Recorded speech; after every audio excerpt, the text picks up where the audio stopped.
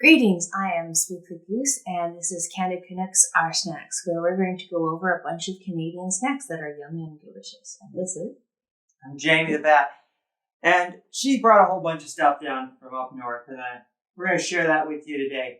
I'm a big fan of snacks, love chocolate, love pretty much everything that's full of nutritional and delusional, as I say. And, I think you're going to have a lot of fun with us today as we try these things. A lot of these things you can't get in the States, and vice versa. So I think it'll be fun for both. Right? I think it's going to be fun to go over and show the differences between the two.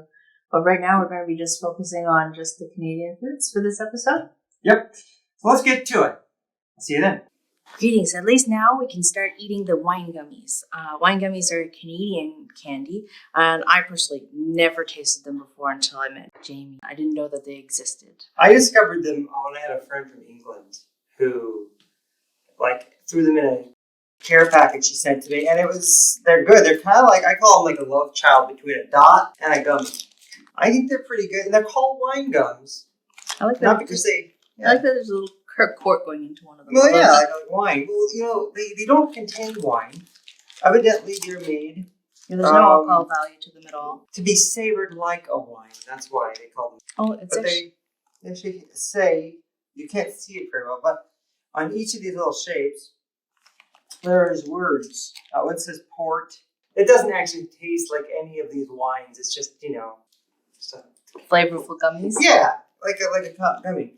One thing that I found that was interesting on the package is on the back, it actually says that it's a fat-free food. Gummies say that too. Do they? Yeah. Okay, I did not know that. I was really curious about that. It says 0 trans fats and 0 saturated fats.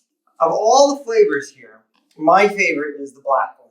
I think it's black currant, which is amazing. Well, one thing that I do whenever you showed me the Canadian candy, oddly enough, is that one thing I don't like about them. They taste amazing, but the one thing that makes you estranged to them is that they actually have a very pungent odor. I don't know why they have a strange, strong... Think they have an odor? Yeah, they do. They smell delicious. Okay, to you they smell delicious. To me, I find them, they smell like a very strong bitter. Yeah. Well, I think they're friggin' awesome, and when they're softer, the better.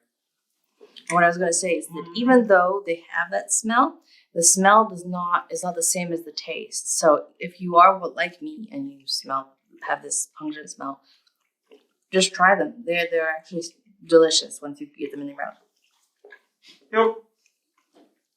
They're a good candy for people who don't have the patience for hard candies. You're the person who takes a Jolly Rancher, sucks on it for about 20 seconds, and then tries to chew the whole thing. Same with suckers. This is for you. You have no patience for hard candies. I understand. I can understand why you say that, because they are very chewy, and you still, if you want to get that satisfaction of getting through the candy really fast, and you can't wait for the layers to slowly liquefy off with your saliva. These are your candies. It's kind of like high chews. Have you ever had one of those? Oh my gosh, high chews. Those are candies for people who have a bad habit of swallowing their gum. Well, a high chew. High chew was invented because I forget which country. I'm gonna put it right down on the bottom of the screen. It's I think it is Singapore, where it's illegal to chew gum. Yeah. And it was my Korean friend that introduced me to high chews, and I just love them. Folks from Singapore, please tell us about gum laws. And why does that exist? Is that like the same kind of funny laws like in England? Apparently you can't carry a fish. I think it's just they don't... It's very serious about littering. They have They gum don't want the kids sticking gum Get stuck on the pavement. It's a mess. Okay. There's probably lots of reasons for it. These are hard to find in the States. Maynard's is a big label in the UK and Canada, but in the States you don't see this very often. You will find occasionally some weird off-brands of wine gums at the import section at your grocery store or something. If you're lucky, you'll find Maynard's, but I don't think any wine gum tastes quite as good as this one. So they're the best ones I typically find is usually a fuzzy peach or Sour Patch Kids. What are the ones? Sour Patch Kids are kind of like that. Although I consider those to be I see those in the States a lot. Their own kind of thing. They're basically a gummy. Those are a gummy. These I don't really consider as a gummy because they aren't like a gelatin, as they are more of a of a chewy starch. Well, unlike the Smarties and some other candies that we've been trying, these actually have a different flavor based on the color. Harder than a gummy. I love the green ones. The green ones are my favorite.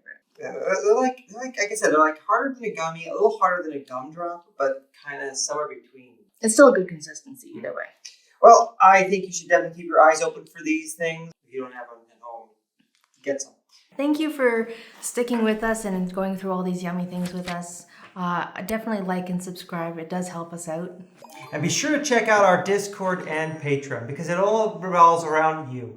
What you like and your support helps us greatly.